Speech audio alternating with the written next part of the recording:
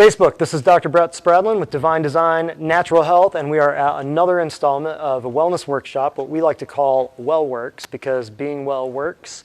And we are here with a absolutely out of control crowd. Give it up for Facebook, everybody. Woohoo! Yeah. Out of control, out of control. So tonight we are talking about the most evil substance on planet Earth. We are going to get to that very shortly. We're going to be out here promptly. Right about 7:15, 7:30. And at 7:30, we are going to do a giveaway, a referral giveaway, a drawing, thank you very much, for Vitamix. We do this once or twice a year, I guess. And Miss Faye won last time. Miss Faye, come on up and tell us about your Vitamix story. Speak into my microphone, if you could, please. It is awesome. I use it almost every day. I brought it here today to make some hummus for us to eat for lunch, and it'll do a lot of stuff. Make soups. You can make salad dressing. Is it just a blender? Oh, no. No? It's a lawnmower on your countertop. It's a lawnmower on your countertop? Okay, good. And how are you familiar with a Vitamix? When did you first get familiar with a Vitamix? When I won it last year. Oh, how great! How familiar that is. So yeah, Miss Faye helps out here. She's a patient. She's started out as a patient. She's got quite a story. Give them the 99-cent version. I've lost 110 pounds. I've come off of 11 medications, including insulin, which they say you don't do, but I did. Yes. And I'm full of energy. I just go all day. My husband keeps telling me, slow down, you're going to get tired. I said, but I'm not tired, I want to go. Yeah. So good. So you've got quite a story. And you won the Vitamix last time, and you use it, and it's great. Yes. Yes. It's the awesomest thing in my kitchen. It is. It is. It is. So that Vitamix is going to have a new home. Thank you, Miss Faye. That Vitamix is going to have a new home very soon. And the way that you win that is from referring patients. Because like I said, we haven't had to advertise. We do social media and things like that, but we don't do, bulletin boards and paper print and stuff like that. So it's all word of mouth. When you get people better and they tell others by word of mouth, that means that I was not on a Blue Cross Blue Shield website that you paid a premium for, and then you type in your zip code and you find where the nearest Blue Cross Blue Shield doctor is. That means somebody that you are all here somehow because somebody told you about us. Maybe you might have seen Google or something or Facebook and might have seen some stuff, but you saw what they were saying about us on Google or Facebook too. So somebody is here, everybody's here because of something that you heard from somebody else. That is word of mouth referrals. And what I'm going to tell you right here before we get into the whole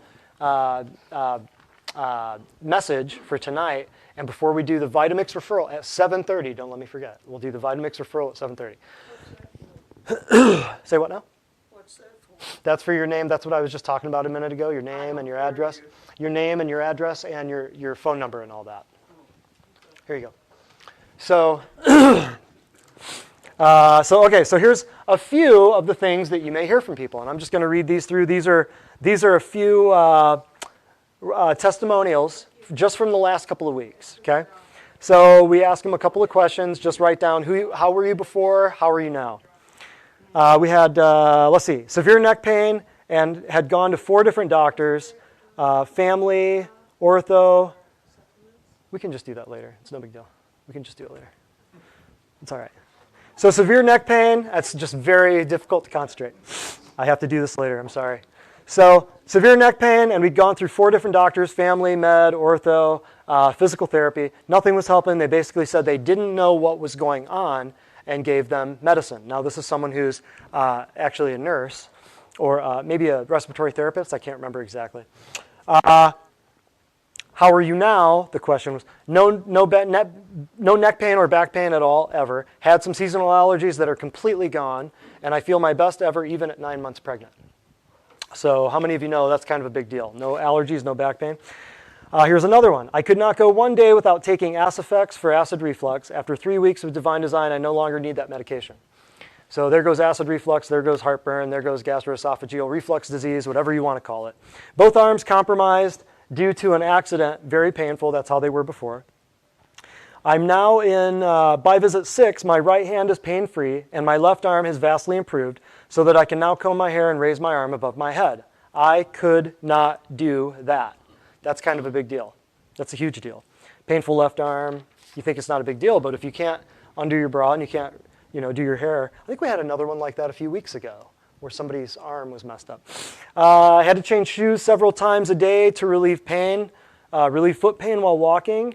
Now she's walking after 4 visits, nutrition visits, and only 1 chiropractic visit. Now walking 2 to 3 miles a day without any foot pain. How do you make that up? All right. Before I drive to Cincinnati, 5-hour drive would make my sciatic nerve go crazy. After 5 weeks, during the drive over the weekend to Cincinnati, I had no pain or discomfort. So 5 hours to Cincinnati with pain, that would be debilitating. First thing in the morning, cough, cough, inhaler times 2 a day. Wow, it's like right through cough, cough. That's the beginning of the day. Now, no more coughing, no more inhalers. Yay. Productivity. Before, sat in a chair, couldn't stand more than 30 minutes without getting tired. And now spend 4 hours in kitchen preparing recipes from our new book. That's a big deal. After 4 weeks of Divine Design, my hemorrhoids totally disappeared. How do you figure that out? How do you make that up? And I was on the verge of needing another surgery. So that's just a few. So we're not just a neck pain, back pain, headache clinic. Yes, I am a trained chiropractor, proud of that. But we understand a lot about nutrition. We understand this. We understand a couple things that nobody else is going to tell you. Your body only rebuilds from what you put in it. So if you put in plants and animals, if you're dust of the earth and you put in plants and animals, which were also pulled from the dust of the earth, that's going to make a lot of things rejuvenate. Also, if every tissue in your body has a certain turnover rate, such as your blood cells. Every 60 to 90 days, your blood cells are all new. Everybody knows that. That's why people do a hemoglobin A1C test. That's a 90-day test for your blood to see how much sugar is in your blood from the previous 90 days. Bones can take, anybody who's ever had a cast, bones can take 6 or 8 weeks before they heal, but they can take a year before they remodel, before they're completely renewed. Your whole body, just to put a bookends on that whole sentence. Your whole body, every 7 years, every cell is brand new. Nice round biblical number, right? Crazy, huh? Every 7 years, every cell in your body has been replaced. So what does that tell you about someone who's really, really, really sick? Are they eating the right foods? If their nails are cracking and brittle, if their skin is thin and pale, if their hair is falling out, are they eating the right foods or are they eating the wrong foods? The wrong foods, because your body can only regenerate from what you put in it. So if you put in it synthetic nutraceuticals, or if you put in it chemicals or preservatives or things that were made in a laboratory, will that lengthen your life or will that shorten your life? Shorten your life, right? But if you put in it things that are grown from the earth with sunlight, water, and air, things, massive trees and plants and animals, if you regenerate those tissues, will you live longer or will you live shorter? You'll live longer. It's just a simple equation. You can't make this up and you can't change it. That's the thing. So the whole anti-aging deal I'm talking about, part 1 and part 2 in the summer, you might want to come to that. Because that's dealing with everything from wrinkles to our friend with hemorrhoids to, that was the big class. Everybody, a few weeks back, we did a survey. We said, what kind of topics do you want to hear about? Some people said, well, arthritis and strokes and all these diseases and everything. But the one that popped out to me was anti-aging. Because if you can do anti-aging, you can do anything. If you can stop the clock, or if you can at least turn back the hands or slow it down a little bit, what do we do here? What do you think about getting Faye to the point where she didn't need insulin anymore? Insulin ages you faster than anything. Did you all know that? Insulin, if you want to age quickly, you should take insulin right now. If you want to age quickly, you should eat sugar. So do you think getting her to a point where her body didn't need the insulin anymore, did that add years to her life and life to her years? Absolutely. Did that slow down the biological clock, the aging clock, the chronological clock? Absolutely. Absolutely.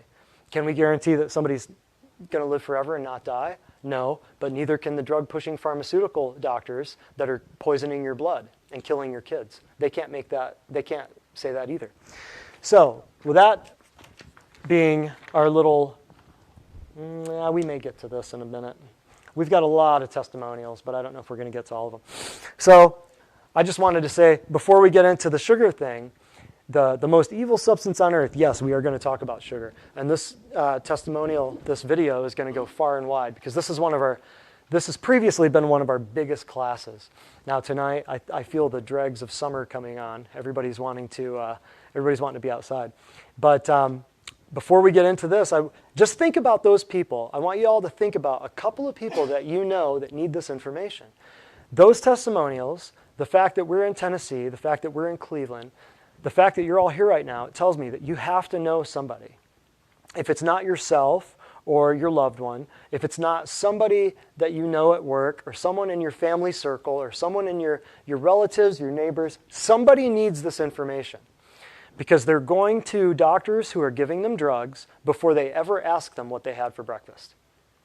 Think about it. Your friends who are on metformin, how long have they been on metformin? Your friends on lisinopril and on Celebrex and on Lipitor and on Crestor and on your cholesterol drugs and your blood pressure drugs, how many people do you know who are on metoprolol? I guarantee you know a couple dozen. How many kids do you know who are on Adderall? How many nephews, nieces? Dozens. Half the schools are on all this garbage. Half the schools are on, there's over 50% of American kids are on psychiatric medications. It's crazy. So you have to ask, how is this affecting you? You have to ask, what's the future like if you don't tell that person? There are people that you know locally that you love, that you care about, that need to be here. So who are you thinking of right now?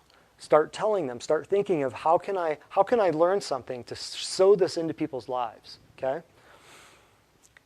If they're ready to change, they'll make the choices. How many people came here because somebody told them about us and they just weren't quite ready to start right at that moment, but then you came to a class, somebody give me a testimony. You came to a class, you said, wait a minute, this guy makes sense. Nobody's ever told me this before. I get this now. You may or may not have been ready to change right then, but did you get ready fairly quickly? When you finally heard the truth, Sue, when you finally went, now this makes sense. Why did you get so on board so fast? Because everything that we talked about made sense. It all made sense. Right, absolutely. What had not made sense before? Why you couldn't get over things. Why you couldn't? Get over certain things, like you were saying, like being on diabetic medicine for years, right. But yet you still have diabetes. Right. So that made sense to you. What was it, David, that made sense to you? For me, the testimonies, I was praying to God, I need you to help me. I mean, show me. And I found you on Google just by chance. Right. Not no chance, but I prayed. Right. God, Great. show me the way. Great. And he did. And I'm thankful. And Right I'm on. going to spread the word. Right on. Good deal. So who else? Ted, why did you get on board? Lisa. My haircut. While she was cutting my hair. Lisa told you about us. Yeah, Yes. I wasn't feeling so hot and a couple of things that were wrong with me and this and that. Yeah. She said, oh, well, I can fix all that. She said, my doctor, I said, where's he at? He's in a building with no name on it down there next to the right-wing telephone name. She said, what I love it.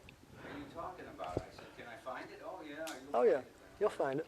You'll find it. Yeah. But why did you get on board, though? I mean, rather than Lisa just telling you to do it, why did you all of a sudden latch on and go, this makes sense? I really started out wanting to lose some weight, and I've been unsuccessful. I've been on 12 diets, and I ended up not losing any weight. I just got tired of it. Right. So when you put me on the diet, you put me on it started to fall off. 3 pounds, I lost 15 pounds. I got 10, 12 to go. Right. Right on. Yeah, so you can, I don't care what anybody says, you can teach an old dog new tricks. Yeah, well, I'm old, all right. You can teach an old Ted new tricks. I don't care what anybody says. So there comes that point where you have to be ready to change. You have to be going, okay, something I'm doing is not working. I need help. I need to change. Until you get to that point, no drug or doctor is going to help you. Nothing. You got to get to that point where you want to make a change. So then you have to ask, how serious are you? Are you ready to make a change? Are you ready to do this? The answer is, when the answer is yes, then there's hope. And we are that place. So think of those people. We're going to discuss the most evil substance on earth, and I want you to think of those people that need to hear this, tell them about this place, and get them here for that June 4th class. That's in 2 weeks, yes? Okay, so we're going to do a little presentation here. Is everybody done with this little, is everybody done with this? Okay. And then let's read the bottom paragraph here. If you answered false to more than 4 of the statements, chances are you're probably sugar sensitive. You are probably allergic to sugar and also addicted to it the same way an alcoholic is addicted to alcohol. Now, keep in mind, this is not static. This doesn't stay the same all the time. You could take this in 2 months and be totally different. And patients who have taken this before and then they take it a month or 2 later, it totally changes. Okay? So don't feel too, I felt the air in the room kind of shift there. You crave sugar, have withdrawal symptoms when you don't get it, and probably feel better for a short time after you've eaten it. In eating sugar to feel better, you're actually making your condition worse. How many women go through problems, go through stress, even men, go through problems, go through stress. The first thing they do is go and emotional eating is a big thing now, right? They go and they eat, and does that make them feel better? For a moment. Why? Because sugar hits the same parts of the brain that so many other substances hit that then release endorphins, and then you feel a little better, but then afterwards you feel crappy for having eaten the sugar. And then you have physical symptoms. Now, how many people who start here think they're pretty healthy until they change their diet?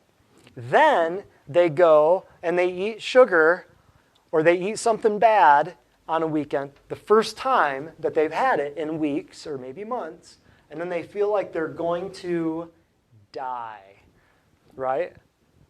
Across the board. I've even had my own experience with that. They feel like they're going to die once they eat something bad because it's been out of their diet for a few weeks or a month, and their body says, oh, I'm finally not getting assaulted every day, breakfast, lunch, and dinner, with this substance called sugar. Now I can finally rebuild and be okay. And then you go a couple weeks, you go a couple weeks, you go a couple weeks, and you go get a grande macchiato with extra, French vanilla, and it's 64 ounces, or you go get a big gulp down at the Speedway, and a foot-long hot dog, and then you pound that, and you feel like you're going to die. That's how most people live, breakfast, lunch, and dinner. We'll get into some of that. But this right here, if you've answered false to more than 4 of those, we have some work to do. Now, why? Turn this sheet over. 146 reasons why sugar is ruining your health. Now, I use this in almost every class because sugar is the most evil substance on earth. Sugar kills more people than all of the drugs you know on the street, all of the drugs you know prescribed by a physician times 10. Sugar kills more people than all other disease processes known to man. It's not the heroin, it's not the Monsanto Roundup, although those are up there, and we've certainly got plenty of overdoses, and Monsanto Roundup is killing lots of people, and we all know that. But the biggest thing right now, I did not know this, but the United Kingdom, over 50% of people are overweight in the United Kingdom. I thought Europe was pretty healthy, but it's practically same as America. By 2035, 75% of Americans will be considered obese. By 2035. That's what, 15, 17 years? Most adults, over 75% of adults will be obese. So this sugar thing, where is it coming from? Why are there so many diets? I teach entire classes on the fad diets. Jenny Craig, Weight Watchers, South Beach. I teach a whole class just on the diets and how they became the way that they became. Who started them? Who owns them now? I find it funny that I believe it's Heinz owns Jenny Craig. I forget who owns Weight Watchers. It's a food company, though. It's a food company. So it's very interesting. I teach entire classes on kids, why the kids are sicker than they've ever been. Look on Facebook, and everybody in this room. Go like us on Facebook if you haven't already, and follow us, and you'll see all of our videos, and you'll see kids, why they're sicker than ever. You'll see cancer, how to cancer-proof your life. You'll see classes on everything from vaccines to what to eat, what not to eat. How to live sick and die young, all of that. So the biggest things, the biggest problem on this planet right now, the biggest problem is sugar. The biggest disease now, the biggest health problem condition on planet Earth right now is called insulin resistance, which is basically saying too much sugar. Alzheimer's, the epidemic, is now called diabetes type 3. Type 3 diabetes, that's the other name for Alzheimer's, because Alzheimer's is basically insulin insensitivity of the brain. So when you look at this, I want you to look at this with eyes to understand that this was created by a PhD scientist who studied this for a long time. There's many documentaries out there, Sugar, The Bitter Truth, Sweet Misery, many documentaries. Nancy Appleton is well known in those circles of food movies and documentaries like what we have here. Doctor means teacher, so we have books, we have DVDs, we have all kinds of stuff here. Food Matters, Forks Over Knives, Food Incorporated, Vaccines Revealed, The Truth About Cancer, everything Ty Bollinger's done with The Truth About Cancer and all that stuff we have here, so people can watch that, learn about it, borrow some of the DVDs and the books. But this right here is very useful. I use this in almost every class that we do, because if I do a class on cancer, what do? I go through here and I find all of the ones that have to do with cancer, and I read those. If I have one that's dealing with digestion, or if I have a class that's dealing with anti-aging, you know what I'm going to do? I'm going to go right through this list, and I'm going to find all of the instances of sugar in the peer-reviewed literature out there that talk about sugar aging the body too fast. Okay? So for instance, let's just go to number 21. Everybody knows sugar can cause tooth decay, right? But I know when I went to my dentist, I would brush my teeth and I'd walk out and I'd grab a little mint or a piece of gum off of the shelf, off of the counter on the way out, right? Sugar leads to tooth decay. We all know that. Well, if it rots your teeth, what else is it rotting? Let's keep reading. 25. Sugar can cause arthritis. Tell that to everyone who's on meloxicam and Humira and who has joint pain, right? We have single-handedly gotten rid of people's arthritis and their need for the medications by simply fixing their diet and rebuilding their joints and bones over time, right? The doctors have to take them off the meds. By the way, Facebook, I don't take anybody off their meds. I do not remove anyone from their medications. I do not at all take someone off of their poisonous, toxic pharmaceutical poisons. I don't do it. I said it. They're poisons. We all know it. You know it, you know it, you know it. I don't take them off the poisons. We get them so healthy that they cannot any longer be kept on the poisons legally. Keep reading. Oh, 26. Sugar can cause asthma. Sugar cannot cause asthma. How crazy is that? 32. Sugar can cause hemorrhoids. Who knew that? Right. Think about it. The walls of your arteries are made of collagen, and if sugar decreases the amount of collagen in your body or stops your body from being able to produce collagen, would that lead to wrinkles? Would that lead to hemorrhoids? Would that lead to varicose veins?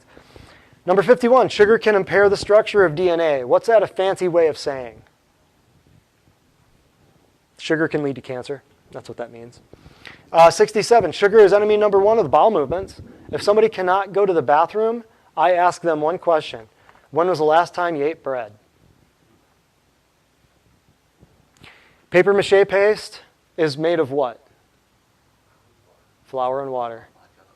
So you put it in your gut and you're wondering why you can't go to the bathroom. Funny, huh? Right? How many of you built a little volcano when you were at science fair and you took the pieces of newspaper and you mixed the flour and the water together and you cut up the newspaper and you dipped it in the newspaper and you stripped it across the volcano, and then in a couple hours it hardens. It's just flour and water. All right. Sugar plays a role in pancreatic cancer. Number 72. How many of you want pancreatic cancer? If you eat a lot of sugar and your pancreas has to work to make insulin to eat up all the sugar that's in your blood, how many of you want to make your pancreas work faster and harder? Horrible idea, right? Number 76. Sugar increases the risk of gastric cancer.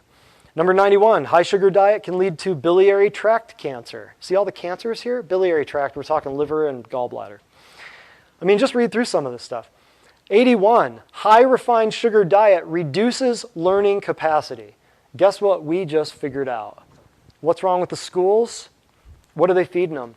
I guarantee you this, the convicts, the rapists, and the pedophiles in the prisons are eating healthier than your kids and your grandkids. I guarantee you. How do you feel about that? Because the food is subsidized by the US federal government, right? Why can you go to Rite Aid, Walmart, CVS, or any of the other, what are the other pharmaceutical pushing, the who? Walgreens, thank you.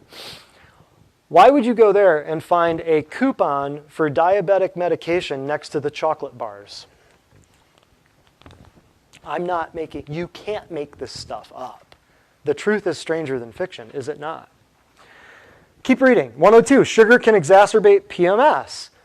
Tell women that one and try to get them to buy in on that, right? 107, sugar can worsen the symptoms of children with ADHD. How many of you know that your grandkids are on Adderall and Ritalin, which is stronger than a lot of amphetamine drugs that are on the street? When the amphetamine drugs are cooked in a bathtub by someone you don't know, it is a crime. When they are cooked in a laboratory by someone in a white coat, it's called business. Your kids and your grandkids are being murdered.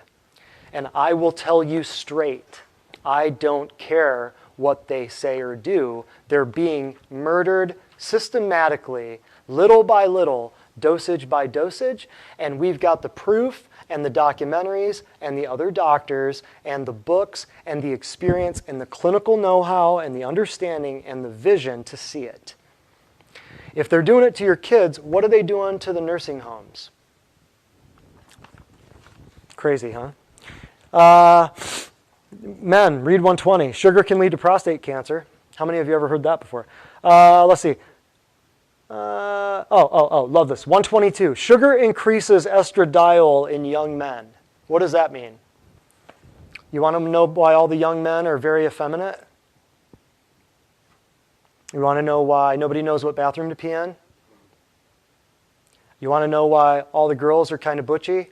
Well, not all. I shouldn't say all, but many of the... You want to know why that we have so many gender identity issues? You want to know? It's right there.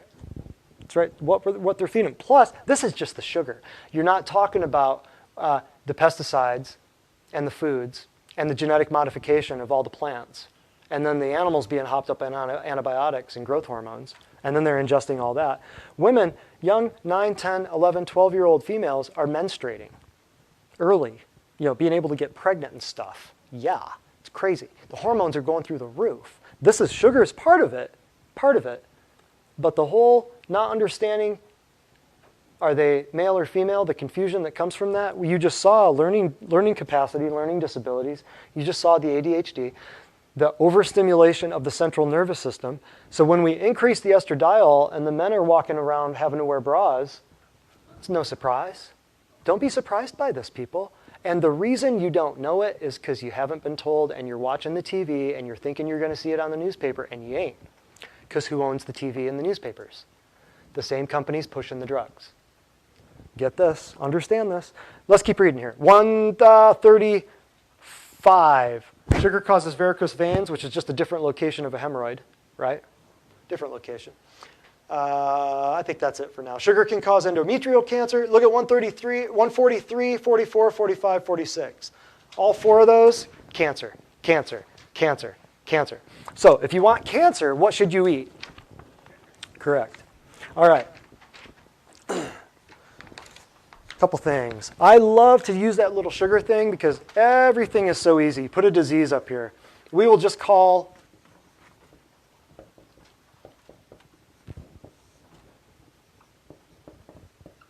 it this.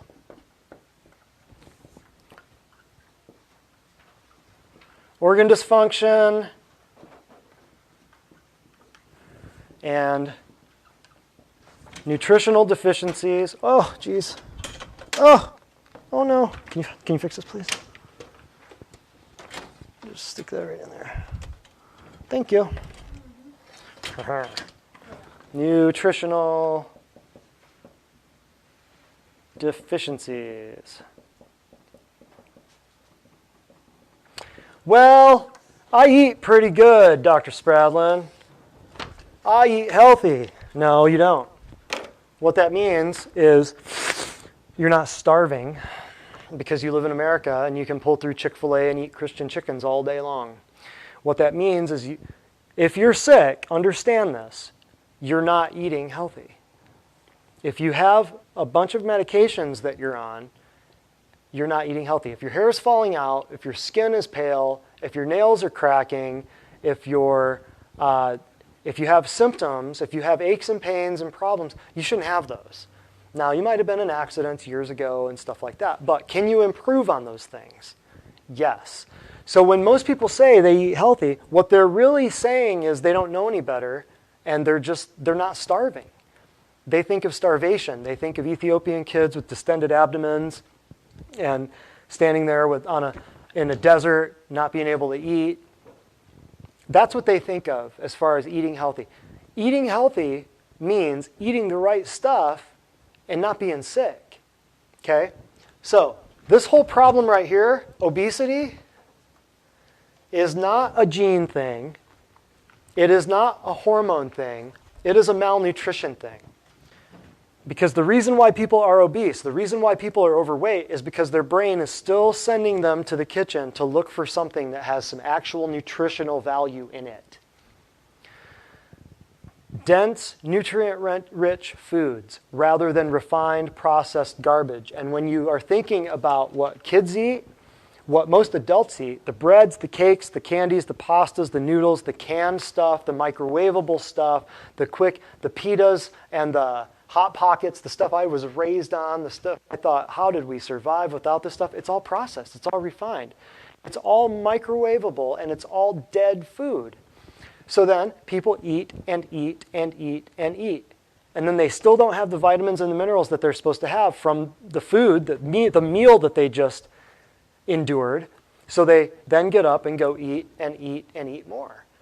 Right? So it's just this perpetual cycle. Okay? Any disease you can put right here, and you need to understand this. I love to teach this, not so much to explain it every time, but just so you guys can use this, because this is huge. You can put any disease right here, and there's two ways it can happen. From an organ dysfunction or nutritional deficiencies. And I know that marker probably makes it very difficult for you to see, Andrew, so I apologize. The nutritional deficiencies, what if somebody has, what are some good nutritional deficiencies? Do you guys know any? Sure you do. What if somebody just doesn't have enough vitamin D in their body? Might that cause depression? Might that cause anxiety? Might that cause some cancer? Vitamin D is your anti-cancer deal, right? Well, if then you don't have enough vitamin D, can that cause an organ dysfunction?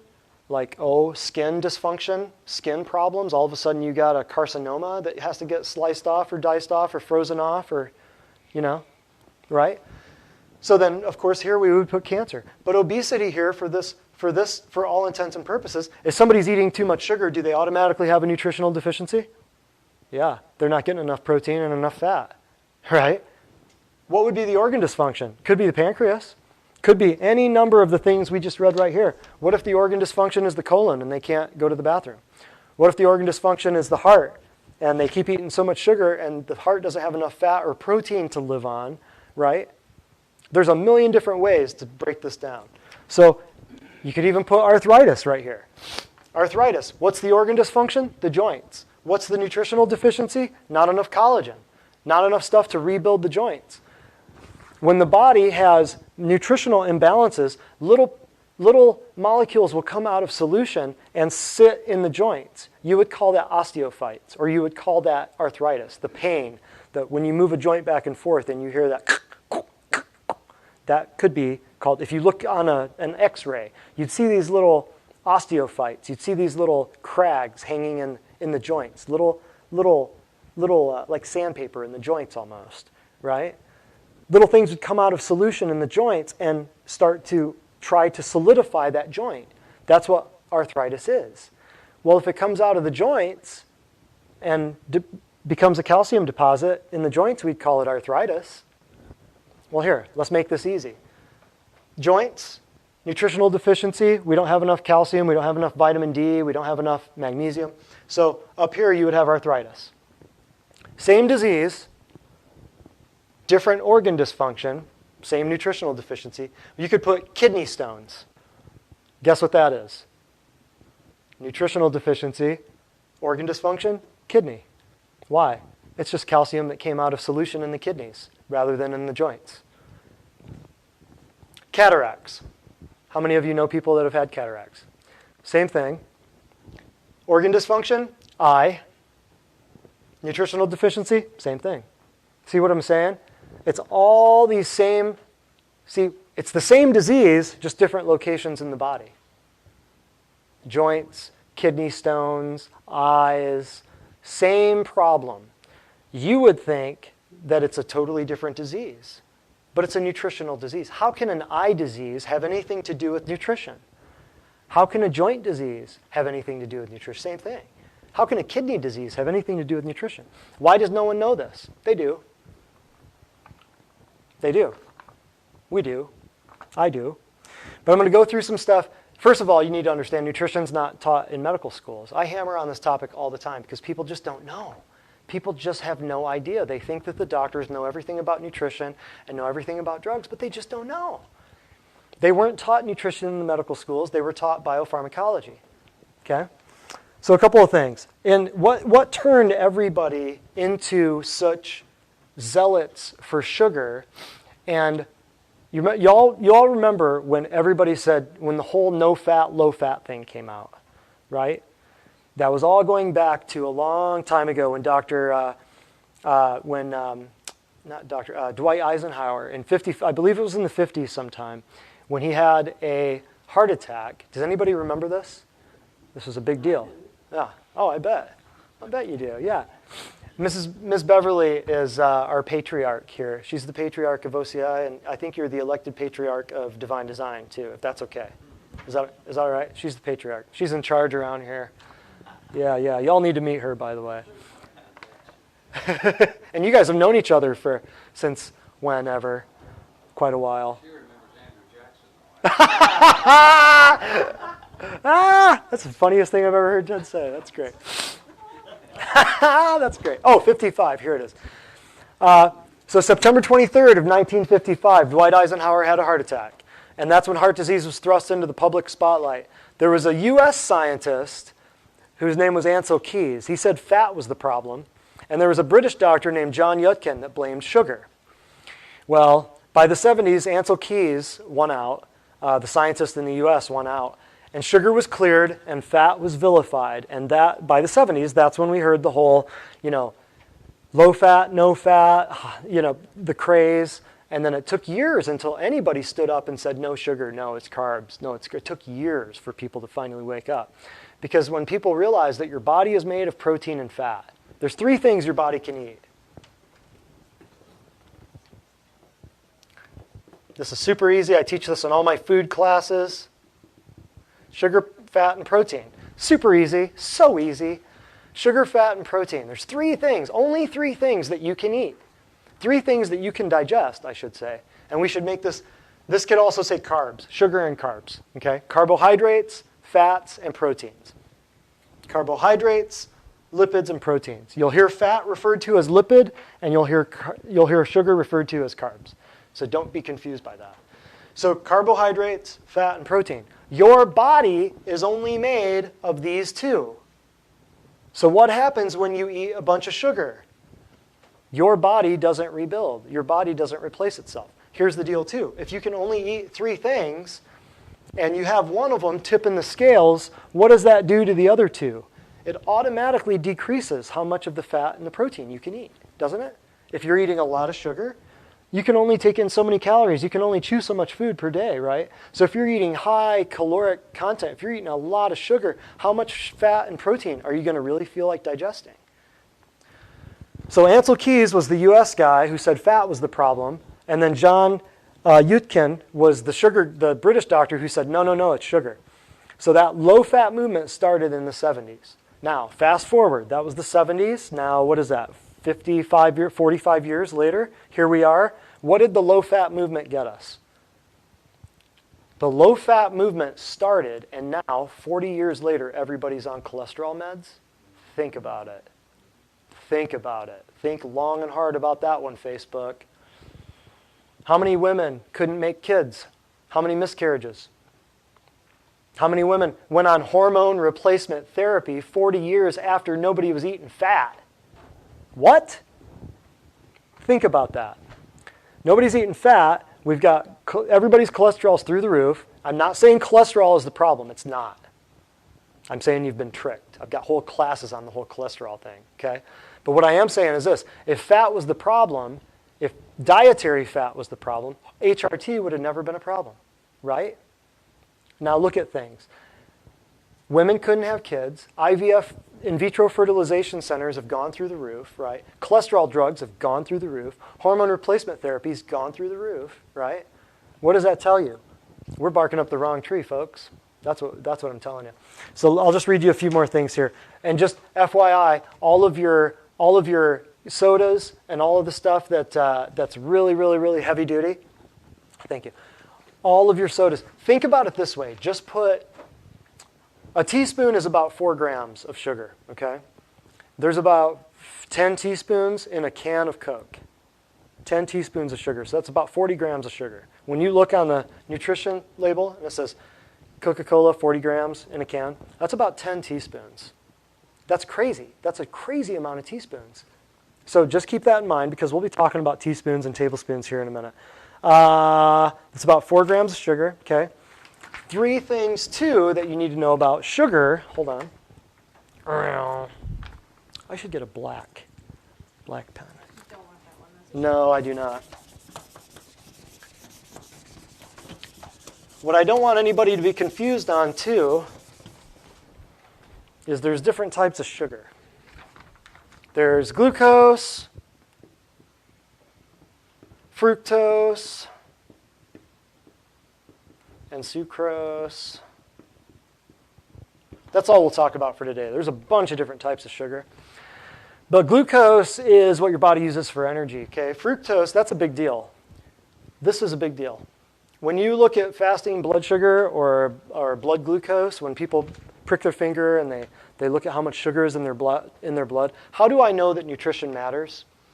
Because it says it right in the name. If people don't know why their blood sugar is going through the roof, they don't know. Well, I hear it all the time. God, I hear this all the time.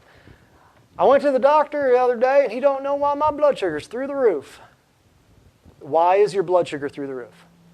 Anyone? Where did the blood sugar come from? Think about this. This is so easy. Thank you, John. Huh? No, it can't be. Where did the blood sugar come from? The doctors don't know why the blood sugar is going sky high, but why, how, it's right in the word. Blood sugar. Where does the blood sugar come from? Sugar. And how did the sugar get in the blood? You ate it. You ate it. Isn't that so simple? Does that make you giggle? It's so simple.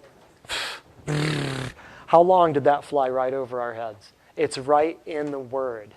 They hide it right here. You'll never see it. If it's under your nose, if it's out in plain sight, you might see it. But put it right here, no way. Right? Blood sugar. It's right in the Word. Where'd you get it? It wasn't genetic. It came in on your dinner plate, breakfast, lunch, and dinner. Right? So why is everybody's blood pressure through the roof? Sugar. Right here, if you read this, sugar increases hypertension. Sugar increases blood pressure. Crazy, huh? So a few things. This right here, think of this as your grains, your breads, your pastas, your candies, your cakes, your noodles. Think of that. Fructose, think of fructose as all of your juices. Think of that as your high fructose corn syrup. All of that stuff. That's the stuff that you don't want, I promise you. High fructose corn syrup, or you'll see it referred to as, can I get one that works, darling? High fructose corn syrup. High fructose corn syrup. That's all your juices and cakes and stuff like that too. Well, we'll talk about this one for a minute. Lactose. Okay, notice all the os, okay? Those are sugars, O-S-E, oses. Lactose, galactose, maltose. You'll see all the sugars have O-S-E names. All the enzymes that break them down have A-S-E names. So like if you want lactase or lactose dehydrogenase, is the enzyme. You'll always see an ASE ending on the enzyme or an OSE ending on the sugar. That's all you need to know for right now. Okay. Fructose, that is the one that, and sucrose. Sucrose is two combined. That's the glucose and the fructose. There's glucose and the fructose. That's a sugar that has both of these in it. So the fructose, what you need to understand is glucose needs a key to turn a lock so that it can rush into a cell. That key is called insulin. And insulin is a hormone that your body makes. I said a hormone, it's not a chemical. It's a hormone, insulin is, that makes your body able to pull glucose into the cells. So on the cell membrane, you've got all these little dots. Insulin comes and opens up one of these little dots so that glucose can go inside. Okay? So insulin is a hormone that acts upon the cell membrane to turn a key to make that hole open up so that this big giant molecule of glucose can fit inside the cell, and then the cell will use that glucose as energy. That's all you need to know. So this sucrose right here contains glucose and fructose. Sucrose, think of this as table sugar, not to be confused with sucralose, which is what? Sucralose is an artificial sweetener. So when you're looking on the label, now why did they call it sucralose? Could it possibly be so that people get it confused with this? Look how similar they are. Sucralose. Why would they name it that? Why would they name an artificial sweetener sucralose? Huh? To trick you. Possibly. Yeah, I want to say yeah. What? Oh, I'm sorry. Yes, I need to repeat. To trick you, she said. Why would they do that? To trick you. Yeah. Sorry, I forget that Facebook can't hear with my microphone is not clued in. Your guys' vocals are not clued into Facebook. So the sucrose, this is table sugar. This is an artificial sweetener, a neurotoxin to your body. So yes, I like to agree with you. Absolutely. So, 5-hour energies are full of sucralose. 5-hour energy drinks. Yes, David said 5-hour energy drinks have sucralose in them. The other common artificial sweeteners are acesulfame potassium, or you'll see acesulfame K is what it's called, or NutraSweet, or Splenda, or Sweet and Low, or Equal. Any of that. All that stuff is just toxic. And the sucralose, the yellow is the yellow packets. The Equal, or no, Equal's blue. Splenda. Splenda is the yellow ones. Yep. The blue is Equal. The red is Sweet and Low. Yes. Yeah. So the yellow ones, the sucralose, heavy duty sucralose, are the yellow Splenda ones. Yep. You'll see those on the tables at all the restaurants, right? Tell us where we get from fresh fruit. Okay. Fresh fruit. Tell us where we can get fresh fruit. No, Well, what do you get in fresh fruit? Oh, what do you get? Accuse me of eating too much what do you get sugar. in fresh fruit is mainly glucose. Glucose, which is glucose and yes, mainly glucose. Yep, in fresh fruit. Yeah, and here's the problem. Yeah, and here's the problem with fresh fruit. A lot of times, it may be fresh, but it may be genetically modified too. And here's the kicker with the fresh fruit, because when the genetic modification goes up, they genetically modify it so it increases the sugar content. Why would they do that? Sweeter. Make it sweeter, which would mean it sells what? More or less? You're going to eat more of it. Get hooked on one. So just like the thing I just drew up here a minute ago with the sugar and the fat and the protein, if the vitamin and mineral content in the fruit, think about the vitamin and mineral content, and then the sugar goes up. What does that do to the vitamin and mineral content? Goes down. So we've skewed the tables. We've changed the genetic modification of everything. We changed the actual plant so it tastes better, but it's less nutritious for us. See? That's why you have to be careful about fresh fruit. That's why we tell people eat less fruit and more veggies.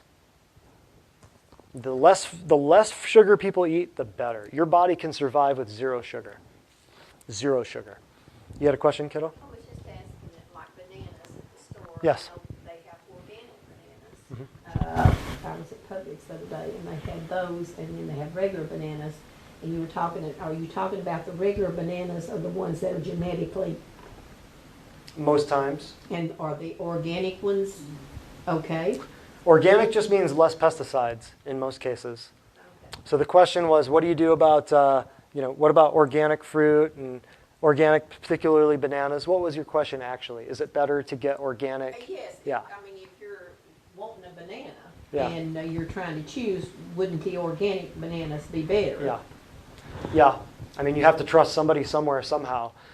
They were shipped here over a long ways. They were probably gassed to keep them from getting ripe too fast. So you have to, if you want bananas, I would pay the premium for organic stuff, for better organic produce. Now, that doesn't mean all the times that it's going to be pesticide free. That doesn't mean all the time it's going to be 100% safe. But at least you know that it's organic means fewer pesticides. So is our body telling us we want sugar, or is it telling us, hey, you want some healthy fruit? With I'm what? a lot confused Mhm. because sugar is bad. Right. So if we eat the fruit sugar, are we improving, or are we just doing the same thing but in a different? Basically, Fashion. so your question is then, if we eat sugar, the fruit, are we doing something better or something worse?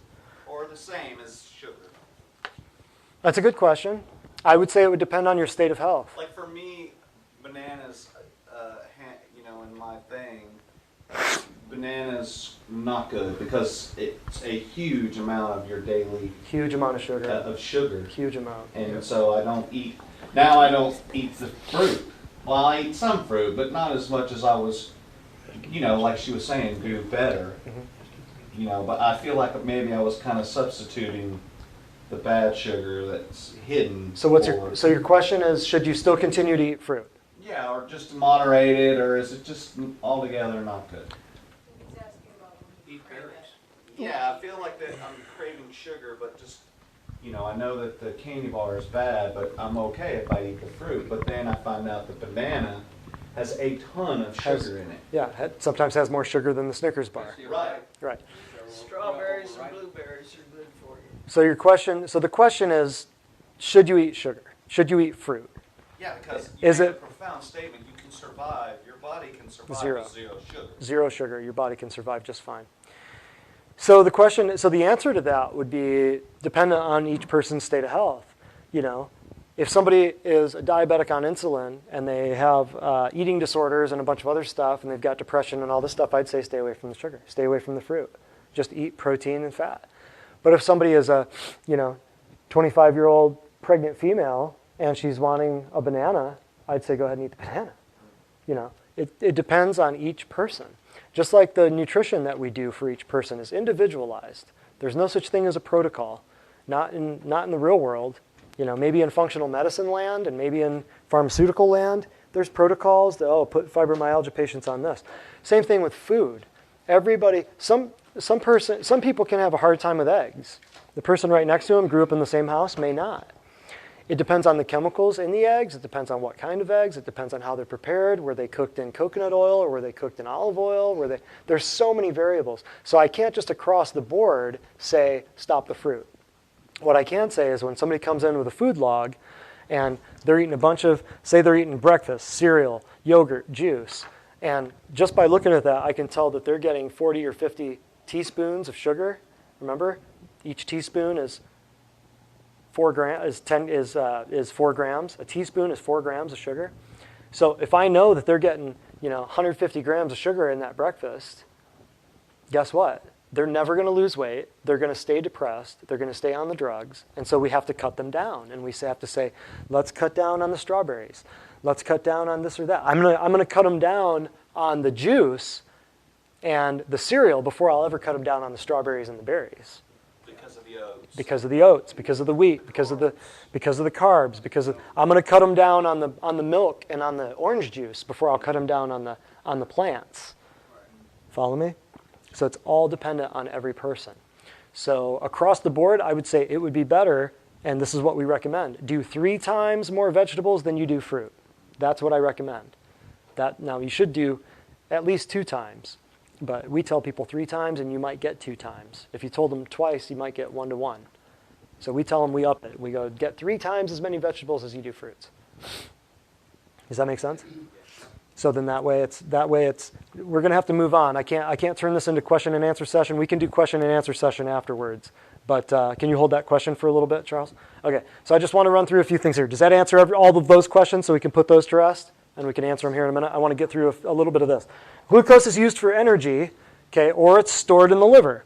And you hear everybody all day. You hear the doctors tell somebody comes back from the hospital and they say, I've got liver disease. I've got fill in the blank. I've got what? Liver disease. You hear it all day. I've got fatty liver disease all day long. Glucose is used for energy or it's stored for later. Glucose. So if you eat a lot of glucose, to go back to your question, if somebody's eating a bunch of strawberries and blueberries, yes, they're good for you, but do you need them? If they're trying to lose weight, you should cut the fruit. 100% cut the fruit. If they're 50, 60, 80, 120 pounds overweight, I say cut the fruit. All the time, all day long. Why? Because the fruit is already, if they're not eating organic, free-range, grass-fed, hippy-dippy, homeschooled fruit, they're eating a genetically modified product that is higher in sugar than it ever was intended to be by God who made it. Boom. Problem solved. Make sense? Got it.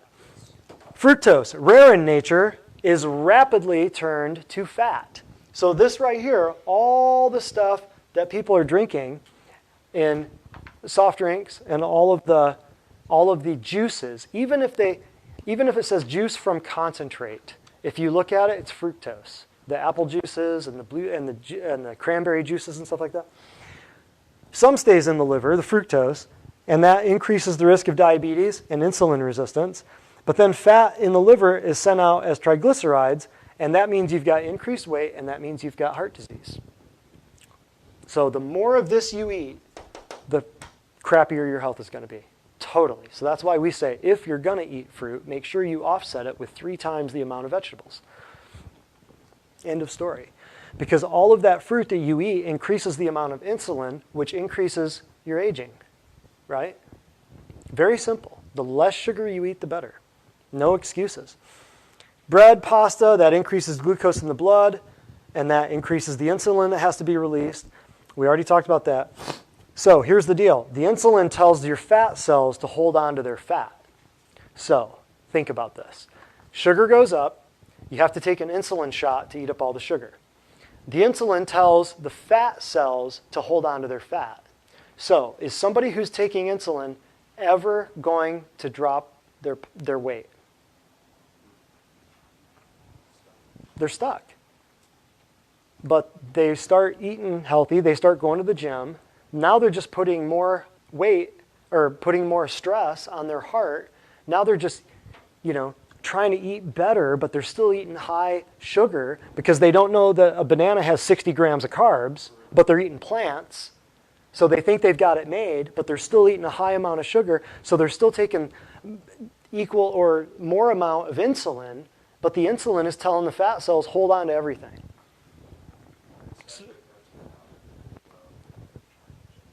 Oh, yeah. Oh, in the gyms. Yeah, all the protein powders are crammed full of sugar. All the workout drinks are crammed full of artificial sweeteners. So the guys at the gym that are working out, women who try to drop weight and then go to the gym, they're still eating emotionally a lot of times, and they're eating just as much sugar as they did before they were working out. Right. So you can't burn fat when there's increased insulin present to deal with the increased sugar. That right there is population normal. That is normal population, average American, over 50 years old, 15 meds. That's a normal. Population normal right there. They are on insulin drugs or they're on metformin to decrease the blood sugar, but nobody's telling them to change their diet so they don't have to have the high blood sugar, so they don't have to have the metformin. Isn't that crazy? And then they're wondering why they can't drop weight.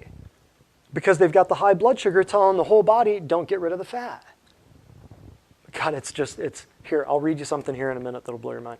So the obesity, the heart disease, all the stuff that we had up here, the diseases, the obesity, the heart disease, the cancer, the gout, the hypertension, Alzheimer's, all of it is sugar. All of it, all of it, all of it. All of those Alzheimer's, all that, those diseases would not exist if sugar was eliminated. I'm going to cut some of this. All right. Here's the cycle, okay? Increased sugar, increased insulin, very simple.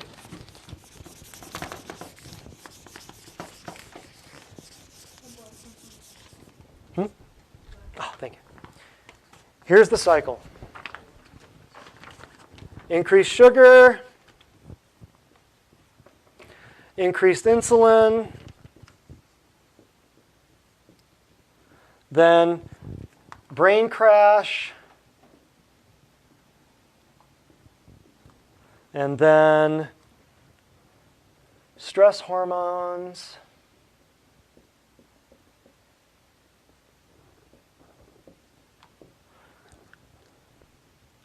and then eat sugar.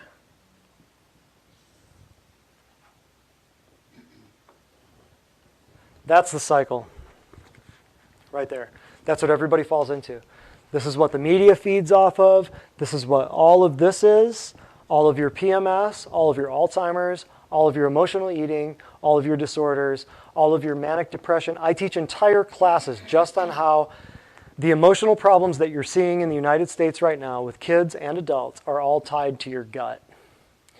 I teach entire classes just on stress hormones and how every disease you have is exactly the same thing, just in different locations of the body. It's called Stress, the Death Cascade, and I will go through every disease in 10 minutes.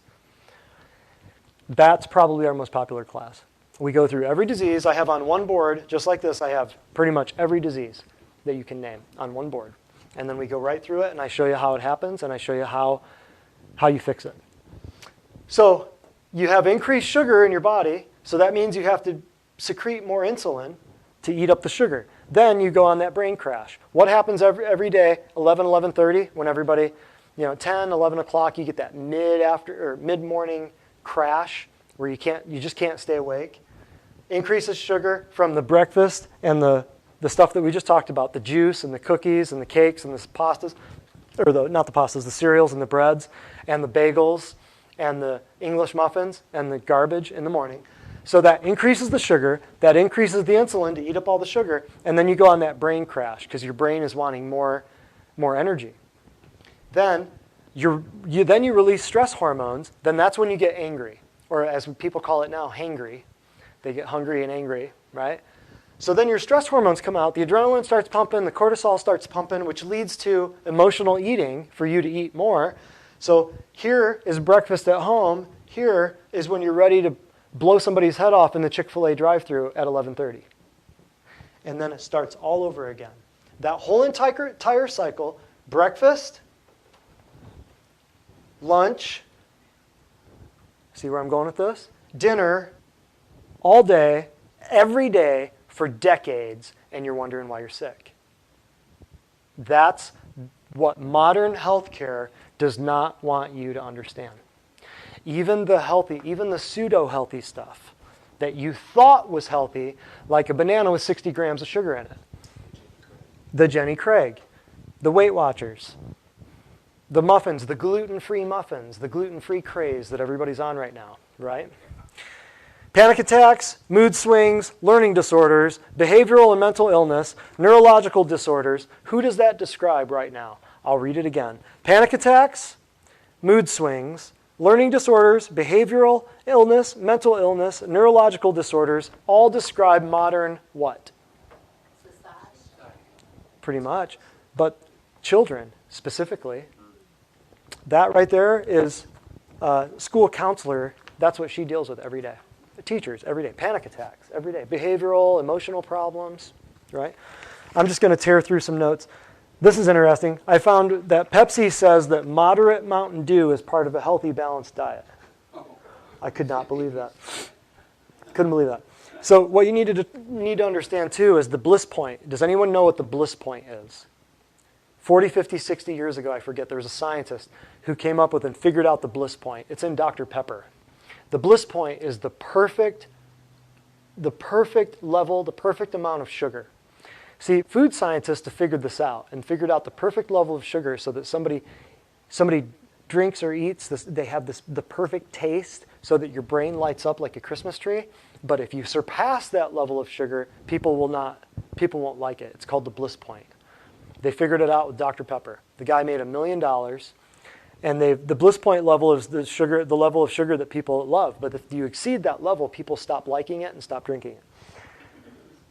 Now, 45 years later, it's the pasta sauces, the cereals, everything, the candy bars, they all have a bliss point now. The guy figured it out 45, 50 years ago. Made a lot of money. I think it was Howard Moskowitz or Henry Moskowitz or something like that. You should look that up. But it's exploiting your biology because kids think that everything has to taste sweet. And now, good luck trying to get them to eat broccoli, right? If they've been hammering their brain with the bliss point for 10 years, 12 years, 15 years, good luck trying to teach them how to eat. Good luck with your grandkids. I watched a preview on thank you, we're almost done. I watched a preview on a movie the other day. I went to see a movie. Bad idea. Horrible idea. God, it's a horrible idea. Don't ever go see another movie. Anybody, ever. Ever. I thought, I'll go out and do something and have fun. It's 2 hours and 40 minutes of my life I'll never get back. I was so mad. Anyway, there was a preview before the movie started. And it was the new Incredibles movie with the kids sitting at the table going, yuck! They're trying to get them to eat vegetables. And yuck! Yuck! And the kids just throwing the vegetables. And I forget even what else it was. But the whole premise was this. Where did kids learn that behavior? From the parents. It's from the TVs. It's from the characters in the TVs. Or from their, well, yeah, no, they probably could learn it from their parents nowadays because the parents are all hammered with the bliss point in their mind. The parents are teaching them, yeah, that tastes, yeah, you're right. That broccoli and that zucchini and that squash and that tastes, yeah. Here, just have a bag of Skittles. There you go. Have another Snickers. I'm talking about your grandkids, folks. I'm talking about your kids. I'm talking about your nieces, your nephews. I'm talking about, they are all hammered with the bliss point. They call it the bliss point. Ignorance is bliss. Isn't it? Crazy, huh?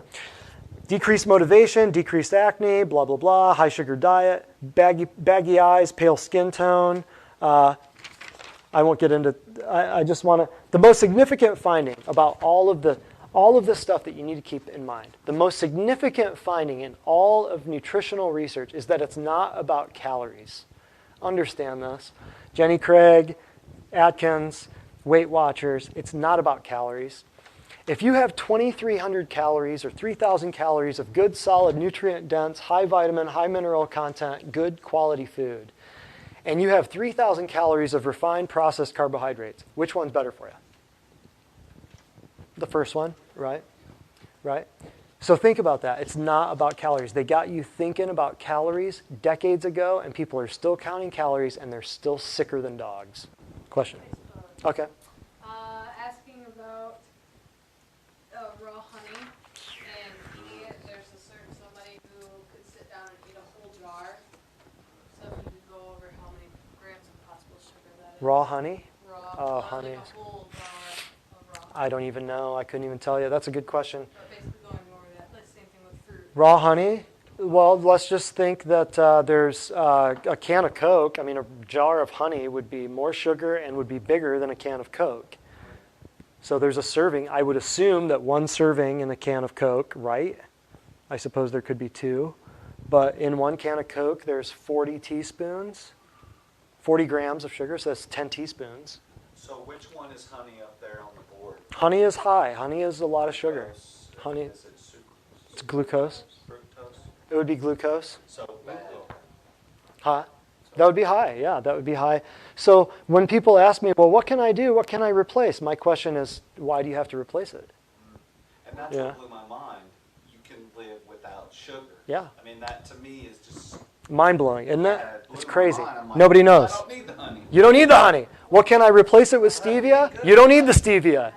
Think about it, you know? Stevia. Where's stevia? Is that glucose? Stevia is an herb that has a sweet taste to it. So it's not glucose. It's not glucose. But isn't it? 1 tablespoon is the same as 17 grams of carbs in it. In honey, Yeah. 1 tablespoon. One A tablespoon, 17 grams of sugar. 17 grams of carbs. So see? This is kind of different because Yeah. Around Everything's a about little different. 17 grams. Everything's a little different, but yeah, and that's crazy. That's a ton right there. That's the stats behind what an average American used to eat in sugar, 200 years ago, and at 1800 to now it's like 140 pounds a year per person versus back then it was like a pound a year or something. It's gone up 140 times. It's ridiculous. And honey is being modified as well. Honey is being modified. Colony collapse disorder. Yeah, colony collapse disorder. They're wondering CCD is where the bees are all dying, and they don't really know why the bees are dying. We'll tell you why the bees are dying. Monsanto is spraying Roundup all over the place. Why are the birds, flocks of birds flying out, falling out of the air? Well, that's part of it. We'll talk about that in Facebook. Air, the straight truth on thin clouds on July 16th. All you pilots want to come to this one. So we're getting close. Anything else? Jamie said horrible previews. Horrible previews? Oh, of movies. They always make them, they make them look good. Most of the previews, they make them look good. And Jennifer Matthews, she put in, I have type 1 diabetes and my blood sugar can also go high if I have an infection or stress. So it's not just food, she was saying, but with type 1 diabetic. Right here. That's what I'm talking about. Stress. That's exactly what I'm talking about right there. Boom. Brain crash. So there's this constant struggle here. Then there's the brain crash and then stress. Adrenaline, cortisol releases, and then you want to eat sugar, and it goes right back into this cycle. It's the same thing. Jamie had That makes sense? when we were talking about earlier how people around you, she said, I prayed him into my life. Ah. And, Oh, yeah. she asked God to show her who else her daughter needed and like to help her. Right on. Yeah, they were in town for a weekend, I think, passing through Cleveland, and called me. I just opened up shop, not long after I had started. It was a Saturday. I remember it well. And I came into the office, and now they live in Texas. No, now they live in, now they're up in British Columbia, I want to say. Vancouver, I want to say. So they're Canadians, don't you know? Okay, so the diagrams and this and that, the screening demonstration. I just want to show just real quick. Hannah, let me use your arm here real quick. Let's pretend this is a poisonous substance. Actually, red is poison. Black is okay. So how does it all work? Nutrition, how do we dial in? How do we get the results of these testimonials that we talked about? This is what you need to tell your friends and your family and your neighbors and people you work with. We're just using reflexes in the person's own body. In other words, if I kicked her in the knee, her leg would kick. Okay? Well, she'd kick me, and her leg would kick. We're using, don't make me do it. We're using muscles that are attached to all of her organs. So I find a good solid response here, and then if we use something good, her body is going to know. If we use something bad, this is hypothetical, I'm not really using substances. We usually use sucralose and table sugar. And if we put something bad on her body is going to know, and it's going to react. It's just a reflex. It's that simple. It's so easy. You can do this with potato chips. You can do this with apple cider vinegar. You can do this with anything. You can do this with your drugs. You can see what happens with your body, a reflex in your body. Your body's that smart. So instead of thinking that let's just overwhelm the body and shut these processes down and block and suppress and inhibit and do everything all these other drugs are doing. Let's shut off your cholesterol. Let's shut off your blood pressure. Let's shut off your heart, your beta cell blockers. It says it right in the name. Right in the name of the drugs, it says what it blocks. Proton pump inhibitors. Shut off your digestion in your stomach. How stupid is that? Then you have nutritional deficiencies right over here on the other side because you can't digest your food. If we stop trying to block and suppress and inhibit and shut the body down and actually listen to it, listen to the reflexes, that's how you get testimonials like this that we read right at the very beginning. You listen to the body that God made instead of trying to tell it to shut up. It just makes sense. How do you tell others about us? You just tell them that there's a new sheriff in town and that we can fix. We don't care what disease they've got and we don't care what insurance they have because guess what? Neither of them matter to us. Okay? No drugs, no surgery, no kidding. We are this is the future of healthcare right here. We are the doctors of the future. Understand that. There's about 600 people that do what we do here. with nutrition response testing. But we also do chiropractic. We also do detoxification. We do a lot of people who do nutrition response testing don't necessarily do chiropractic, but we do. We do laser therapy here. We do all kinds of stuff. We won't go into the whole 4-pillar thing about what we do that's different, but let me just say that I'm blessed to be in Cleveland, and I'm happy that Cleveland has us because we're changing a lot of people's lives. So I'll just say that. Now, any questions, anything before we cut off? What we're going to do, Andrew, actually, what we'll do is we'll just do the Vitamix giveaway here in a minute, and then we'll break for questions, and then we can end it. Okay. And I'm going to do a handout or a drawing right here. Oh. Phyllis Hickson, you are winner of a ionic detoxification visit there. And then, what do we got here? Diane Kennedy, look at you. What did you win? Ooh, that's neat. Ooh, she won some money. Okay, great. And then, so just FYI, if anybody's here and has not yet become a patient and you want to tonight, do it. $25 off for signing up tonight and $25 off for paying tonight. It is non-refundable. Once you book that appointment, you have to keep that appointment. That just goes without saying. But if you're ready to get going, you're ready to do the whole call to action is do it now. What do you have to lose? You're finally hearing the truth. We're going to tell you everything you need to do to get better. All you got to do is do exactly what we tell you to do as long as we tell you to do it. And it's super easy, right, Ted? Right. Super easy. Right, David? Yes, sir. Right? Super easy? Super easy, isn't it? Mama Bev, are you getting better? Mm-hmm. Absolutely.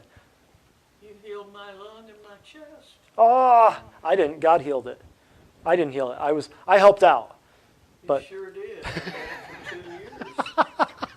you had what for 2 years? What was it? I had pneumonia and I never could get over it. Oh. 2 years ago. Okay. It kept the left lung full and the chest gurgled all the time. Oh. And the vitamins I was taking, I couldn't understand Yeah, why I didn't get better. And within a week and a half, that was gone. within a week and a half. Wow. There you go. So within a week and a half, Mama Bev's lung got better after 2 years of pneumonia. Now, anybody else in her state of affairs, if they were her age and on a bunch of meds, she would have been very, very sick. If not, you know, she'd have been in deep. I haven't been on a medication, and it's 42 years since I've taken a 42 any kind of years. medication. 42 years. Wow. Since I've been to a doctor. Wow. Great. Wow. And I'm blessed and honored that you're here letting me help you. That's And great. I'm 90 years old. And I was going to tell everybody, but I didn't know if that was. I love to tell my age. Yeah? Great. Mama Bev, she's 90 years old. Look at that. Yeah. Yeah. So there's hope. There's hope. You know, Mama Bev, 90 years old. And her hip's getting better, her lungs getting better, her chest is better. She's looking. It's not better, it's well.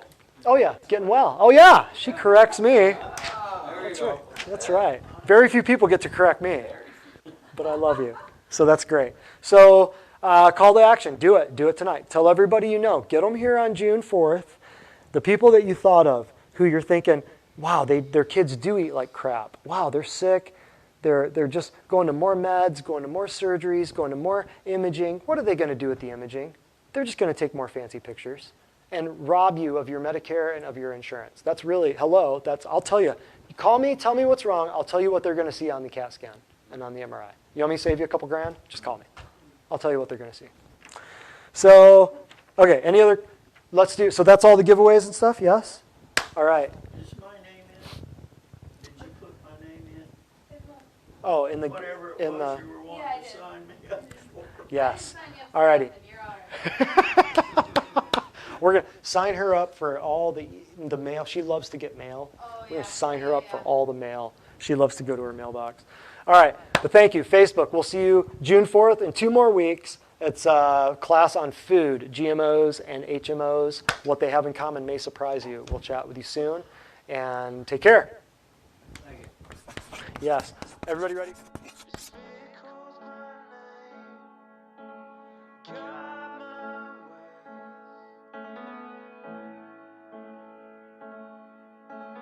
Trying to keep up in all this chaos. I need you now.